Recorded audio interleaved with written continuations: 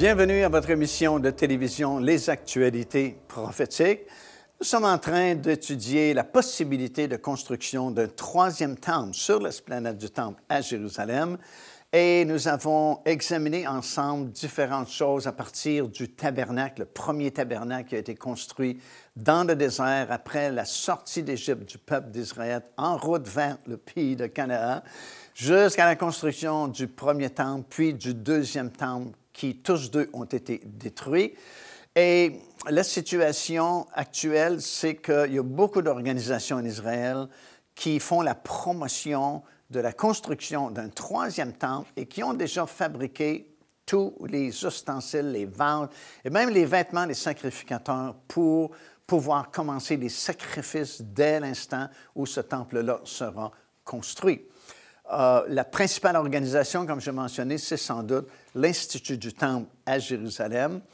Comme j'ai dit, on a eu l'occasion de visiter cet endroit très peu de temps après sa fondation en 1988. Nous avons été parmi les premiers groupes à pouvoir visiter l'endroit. C'était tout petit à l'époque parce que, bien sûr, ils commençaient leurs travaux. Il n'y avait que quelques items qui avaient été fabriqués. Mais aujourd'hui, au moment où on enregistre cette émission de télévision, je vous le dis, absolument tout a été fabriqué déjà. Les seules choses qui leur manquaient ces dernières années, c'était le fameux chandelier, l'immense chandelier à 7 branches qui était en or massif et qui était construit, selon la Bible, sans aucune soudure. Et on avait beaucoup de difficultés à comprendre comment on pouvait construire un si gros chandelier sans qu'il y ait aucune soudure. Mais il y a plusieurs années déjà, aux États-Unis, on a trouvé le procédé par lequel on pouvait faire une telle chose. Et il a été construit, il est même exposé à l'extérieur de l'esplanade du Temple, face au mur de lamentation. Lorsque vous visitez Israël, vous pouvez le voir en exposition. Il est bien sûr protégé sous un dôme de verre, mais il est là, vous pouvez le voir. On ne savait pas comment faire la purification des prêtres parce que, selon la Bible, dans le livre des Nombres, il y avait ce sacrifice-là inhabituel d'un animal femelle, la Génisse rousse, dont les cendres servaient pour différents besoins. Par exemple, si quelqu'un touchait un mort, il devait être purifié et c'est avec les cendres de la dernière génisse rousse qu'on pouvait faire cette purification-là. Et surtout, le souverain sacrificateur, une fois par année, devait faire cette purification-là vis-à-vis les prêtres, les sacrificateurs, qui, à la fête du Yom Kippour, terminait l'année et devait commencer une nouvelle année de service dans le temple. Ils devaient être purifiés et on les purifiait grâce aux cendres de cette dernière génisse rousse qui avait été offerte en sacrifice et on saupoudrait les cendres de cette génisse rousse-là dans de l'eau qui provenait de la piscine ou du réservoir de Siloé et symboliquement, les prêtres étaient purifiés et pouvaient commencer une nouvelle année de sacrifice. Et jusqu'à récemment, quand même, juste quelques années passées, on n'avait plus ce type d'animal en Israël.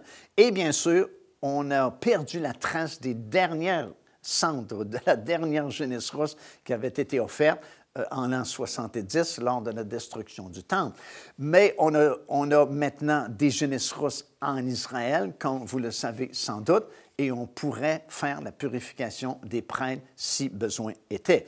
Il y avait l'autel des sacrifices qui n'avait pas encore été construit, mais c'est fait maintenant. Cet autel-là a été bâti dans la région de Mitzpé-Jéricho. Et à l'époque, on a eu l'occasion, il y a quelques années à peine, 2 ou 3 ans, de visiter cet endroit-là où, à l'époque, on prenait les mesures pour s'assurer que c'était bel et bien construit selon les instructions mentionnées dans la parole du Seigneur. Et puis, tout récemment, on a fabriqué le fameux voile qui séparait le lieu saint du lieu très saint, ce qui fait que tout est prêt, tout est fabriqué. Et si on pouvait, encore une fois, construire un temple demain matin, bien, dans très peu de temps, il serait construit. Et non seulement cela, on pourrait le meubler de A à Z et commencer très rapidement les sacrifices à nouveau dans ce temple-là. Mais la grande question est celle-ci, où pourrait-on construire ce fameux troisième temple-là? On sait que le temple doit être construit au même endroit où avaient été construits le premier et le deuxième temple. En fait, dans Esdras chapitre 5 et le verset 15, au retour de Babylone, le roi de la Perse avait dit ceci, que la maison de Dieu soit rebâtie sur le lieu où elle était autrefois. Parce qu'encore une fois, comme on a déjà expliqué, Dieu avait choisi un endroit très particulier, situé là où était l'aire de M. Ornan, vous vous souvenez, le Jébusien. Et c'est là où Dieu a décidé de faire résider son nom. Et il y a ces trois grandes vallées qui forment la lettre Shin, qui est le nom de Dieu, El Shaddai, ou le Dieu Tout-Puissant. Alors, on ne peut pas le construire ailleurs, le temple. Il faut qu'il soit rebâti exactement au même endroit. Et cet endroit, c'est autour de l'esplanade du temple qu'on voit habituellement aujourd'hui. Joignez-vous à nous afin de célébrer le Seigneur et entendre le message de la parole de Dieu par l'évangéliste Mario Massicotte. Venez recevoir ce que Dieu a préparé pour vous. Visitez notre site web www.paindevie.org afin de connaître notre itinéraire. Alors la question est, où est-ce qu'on pourrait bien construire ce fameux troisième temple-là? Si on examine la situation attentivement, il y a quand même 4 possibilités où on pourrait construire ce temple. On pourrait le construire soit au sud de l'esplanade du temple, on pourrait le construire là où se trouve le dôme du rocher, on pourrait le construire au nord du dôme du rocher, sur cet espace qui est vide et face à la montagne des Oliviers, ou comme tout récemment on a entendu dire, à l'endroit où était la cité de David, c'est-à-dire au sud complètement de l'esplanade du temple. Il y a ces 4 possibilités-là. La première possibilité, au sud de l'esplanade, dans ce sens entre le dôme du rocher et la mosquée d'Al-Aqsa, qui, elle, est située au sud du dôme du rocher, c'est une possibilité, mais qui a été écartée au cours des années parce qu'il semble que ce n'est vraiment pas possible qu'un temple juif soit bâti à cet endroit-là. En 1979, le père Bellarmino Baghetti a publié un ouvrage intitulé « Recherche sur le site du temple à Jérusalem ». Et dans son livre, il a conclu que l'ancien temple était situé justement au sud, entre le dôme du rocher et la mosquée d'Al-Aqsa. Toutefois, cette théorie a été rejetée plus tard parce qu'après avoir fait plusieurs recherches, on s'est rendu compte qu'il n'y avait vraiment pas assez d'espace entre le dôme du rocher et la mosquée d'Al-Aqsa pour y construire un temple. La deuxième possibilité serait de construire le temple là où se trouve le dôme du rocher. Et en réalité, c'est pas mal la position la plus populaire encore aujourd'hui. On croit fermement que le dôme du rocher a été construit là où étaient le premier et le deuxième temple, et que le sommet du rocher, qui est à l'intérieur du dôme du rocher, serait l'endroit où Abraham a voulu offrir Isaac en sacrifice et que le temple aurait été construit à cet endroit-là. Le dôme du rocher a été construit en 682 par le calife Malik et on dit que c'est là que Mahomet serait monté au ciel, monté sur un cheval blanc. Mais c'est compliqué de penser que le temple serait construit à cet endroit-là parce que pour construire le temple, il faut que le dôme du rocher n'existe plus ou soit enlevé ou soit détruit. Pour les gens de l'Institut du Temple, c'est la position qu'ils adoptent. Ils croient que le premier et le deuxième temple étaient construits à cet endroit-là et qu'ils réalisent bien sûr que pour construire un troisième temple, il va falloir un jour que le dôme du rocher disparaisse d'une façon ou d'une autre. Et ce qu'eux croient, c'est que Dieu va s'occuper de ce détail-là, comme ils disent. Soit qu'arrive un terrible tremblement de terre qui détruirait tout ce qui a été construit sur l'esplanade du temple et qui permettrait un changement de situation sur ce territoire-là et leur permettrait, eux, de construire le temple. Ou qu'il y a une guerre qui va arriver, puis qu'il y a un missile qui va tomber sur le dôme du rocher qui va le détruire, et ça va permettre la construction du troisième temple à cet endroit-là. Mais c'est vraiment compliqué de croire cela parce que, d'une part, on n'est pas absolument certain que le premier et le deuxième temple avait été construit à cet endroit-là. Et deuxièmement, comme je viens d'expliquer, pour construire un temple, il faut que le dôme du rocher soit enlevé. Et dès l'instant où vous touchez au dôme du rocher, vous avez une guerre mondiale qui vous éclate entre les mains. Alors, ce n'est pas évident, même si c'est un tremblement de terre qui permet la destruction du dôme du rocher, le Waqf n'abandonnera pas facilement sa juridiction qu'il possède présentement. Alors, ce n'est pas évident d'adopter cette position-là, que le temple pourrait être construit à l'endroit où se trouve le dôme du rocher. De plus, c'est que vous savez, on dit que le sommet du rocher qui est à l'intérieur du dôme du rocher serait l'endroit où Abraham a voulu offrir son fils Isaac en sacrifice et que c'est pour ça que le temple a été construit là, parce que vous vous souvenez qu'Abraham, tout de suite après l'intervention de Dieu, qui a permis à Abraham de voir un bélier qui était pris par les cornes dans le buisson, tout près du rocher, bien, ce buisson-là n'était pas sur le rocher, mais il était à côté du rocher. Et Abraham a construit un autel pour remercier Dieu de son intervention et sauver la vie de son fils Isaac. Et logiquement, c'est justement à l'endroit où le bélier est apparu qu'il a dû construire l'autel, plutôt que de la construire sur le rocher où il offrait son fils Isaac en sacrifice, puisque l'intervention, la grâce de Dieu est venue par ce bélier dont il était pris par les cornes dans le buisson. Alors, logiquement, Abraham a dû construire cet autel autour, ou tout proche, ou à même les buissons dans lequel le bélier est apparu. Alors, vous voyez, on n'est pas absolument certain à 100 % que le premier et le deuxième temple aient été construits au-dessus du dôme, au-dessus du rocher, plutôt, qui est à l'intérieur du dôme du rocher, ou plutôt construits juste à côté, ce qui donnerait une autre possibilité que de plus en plus de gens croient aujourd'hui, c'est-à-dire juste au nord du dôme du rocher, où vous avez curieusement ce grand espace vide à partir de l'est jusqu'à l'ouest complètement de l'esplanade du temple, qui est resté vide depuis ces nombreuses années, comme si Dieu se gardait quelque chose pour construire d'autres choses un jour. Et si on pense plutôt qu'Abraham avait construit cet autel dans le buisson où le bélier est apparu, bien, ce serait logique que le premier et le deuxième temple aient été construits justement au nord du dôme des rochers et que le troisième temple soit construit exactement au même endroit, c'est-à-dire dans cet espace vide qui existe encore aujourd'hui. Procurez-vous cet enseignement disponible dès maintenant sur notre site web au www.paindevie.org. En visitant notre boutique web, vous pourrez commander ou même télécharger les enseignements. Vous trouverez aussi plusieurs autres produits contenant des centaines de sujets pour votre édification.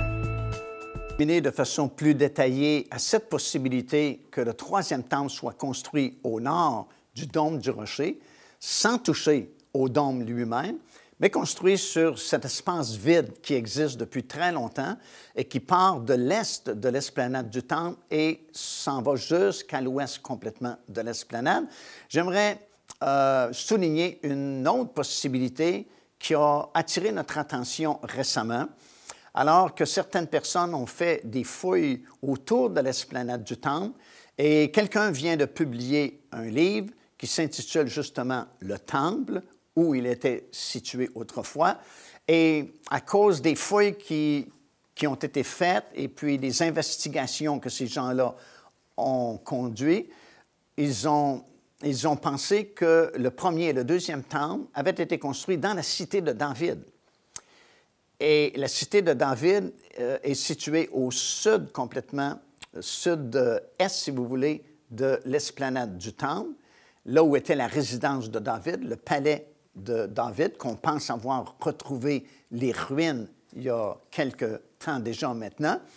Et l'auteur de ce livre-là en conclut que le premier et le deuxième temple étaient construits plutôt là et que la forteresse d'Antonia couvrait tout l'espace de l'esplanade du temple. un petit peu plus haut.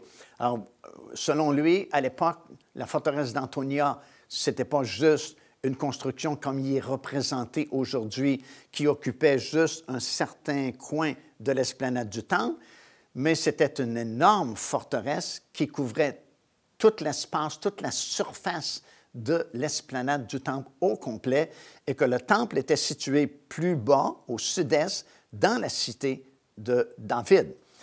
Mais lui-même en conclut que le troisième temple ne pourrait pas être construit dans la cité de David, à cet endroit-là, mais sera sans doute construit sur l'esplanade du temple. Alors, je voulais vous le souligner quand même parce qu'on en parle de plus en plus récemment. Alors, il reste une possibilité, parce qu'on a éliminé au sud, entre le Dôme du Rocher et la mosquée d'Al-Aqsa, on a presque éliminé aussi la possibilité d'enlever le Dôme du Rocher pour y construire un temple. Dans la cité de David, c'est vraiment pas possible non plus aujourd'hui.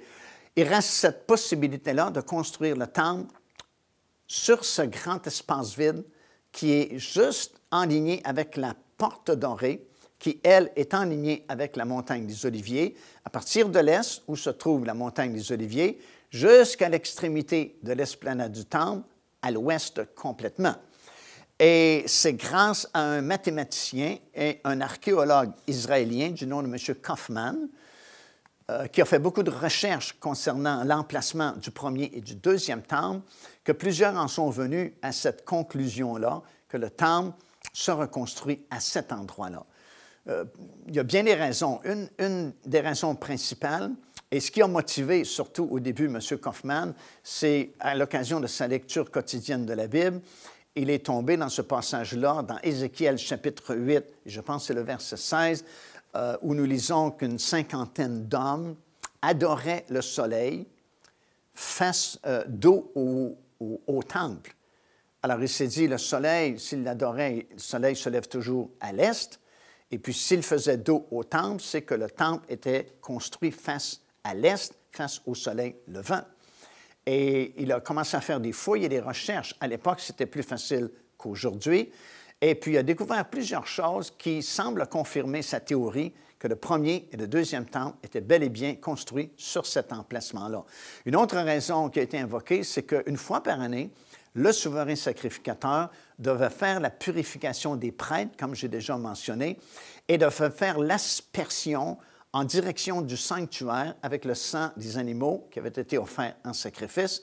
Et pour ce faire, il devait se tenir dans le flanc de la montagne des Oliviers et voir l'entrée du sanctuaire par la porte dorée qui n'était pas bloquée à l'époque de Jésus.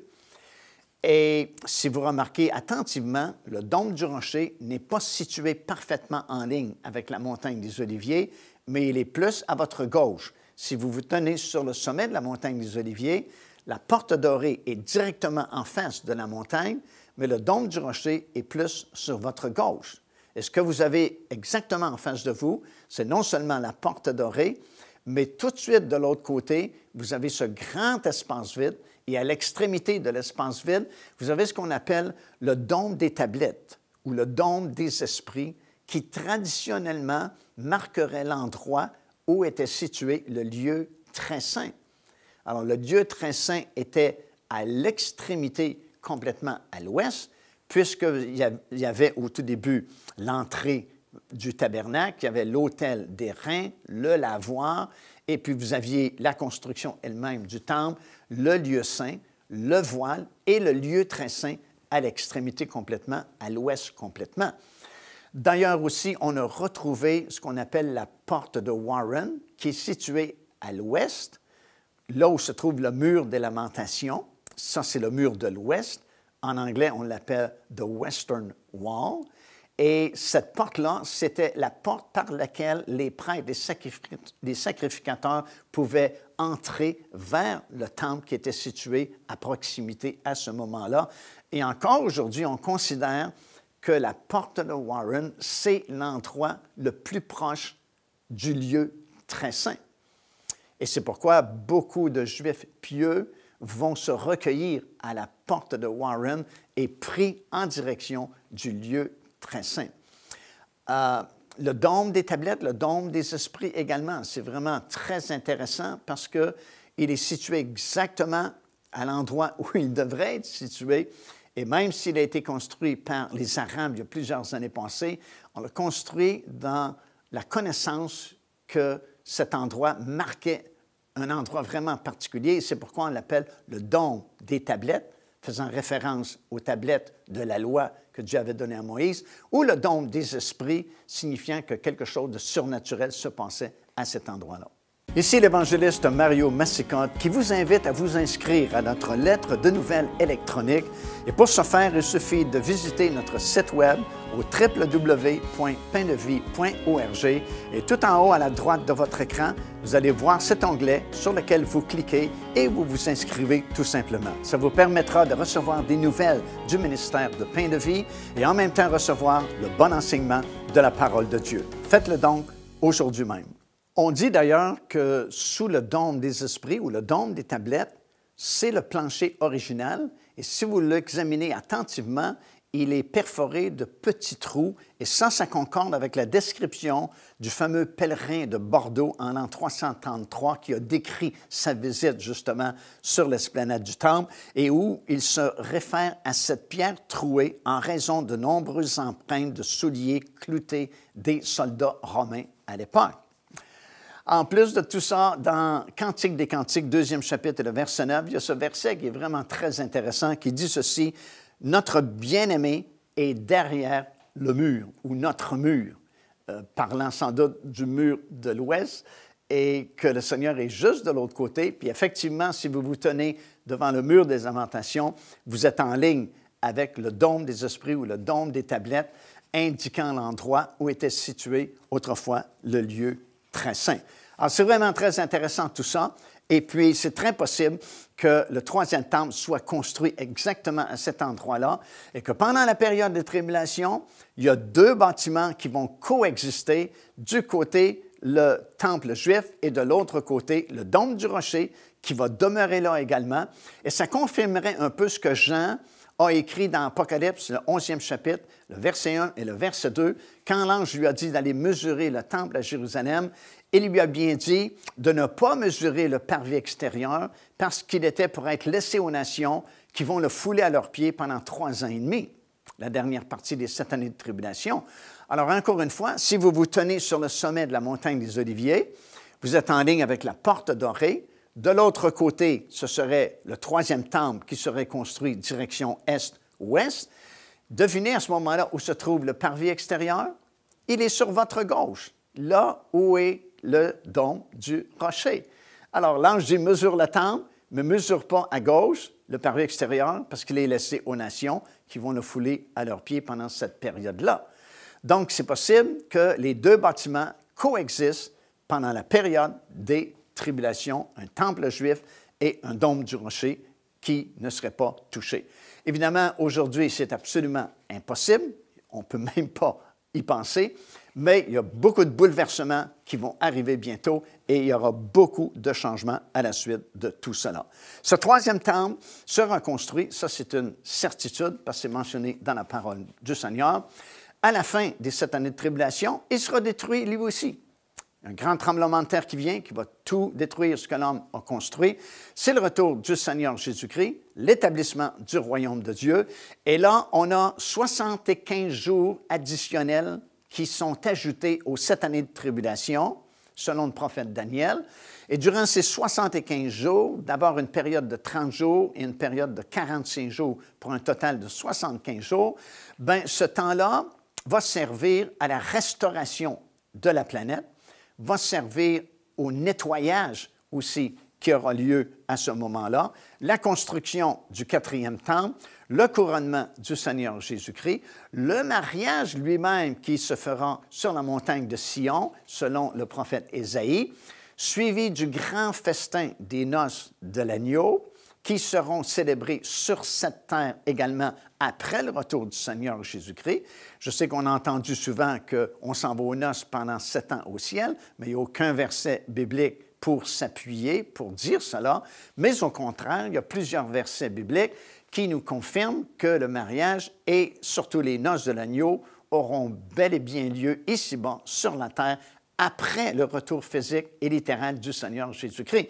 D'ailleurs, on ne pourrait avoir les noces de l'agneau au ciel pendant 7 ans parce que la plupart des invités ne seraient pas encore rendus au ciel. Parce que la plupart des invités viennent des 7 années de tribulation, parce qu'il y a une différence, comme on a déjà expliqué, entre l'épouse de Christ et les invités qui sont invités aux noces de l'agneau. L'épouse et les invités, ce n'est pas le même groupe, évidemment.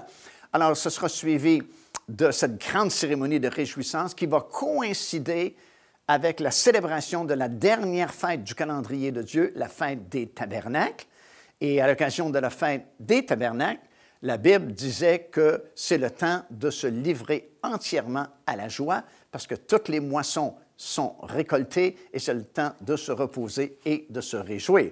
Puis c'est le règne de 1000 ans, la cérémonie d'ouverture du règne de 1000 ans, le millénium, qui va suivre avec les instructions que nous allons recevoir de la part du Seigneur Jésus-Christ.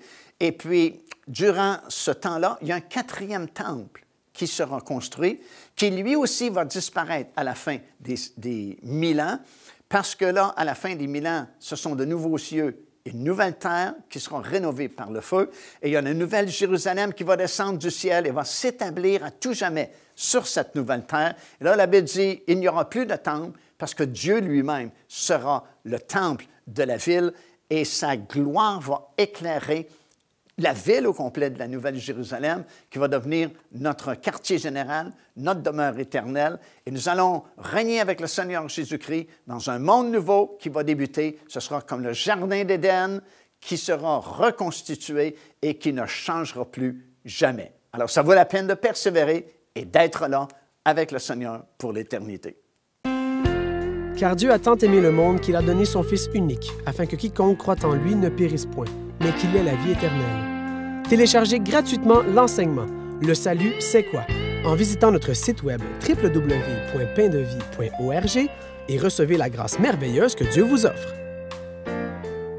Alors, en conclusion, peu importe où ce 3e temple se reconstruit, l'important, c'est d'être vraiment le temple de Dieu en l'acceptant comme notre Seigneur et Sauveur personnel. À ce moment-là, la Bible dit que nous devenons le temple du Dieu vivant, le temple du Saint-Esprit. Imaginez Dieu qui habite en nous, dans notre lieu très saint, dans notre esprit. Et c'est possible pour vous aujourd'hui. Tout ce que vous avez à faire, c'est reconnaître votre besoin, l'accepter comme votre Seigneur et Sauveur, et lui fera le miracle.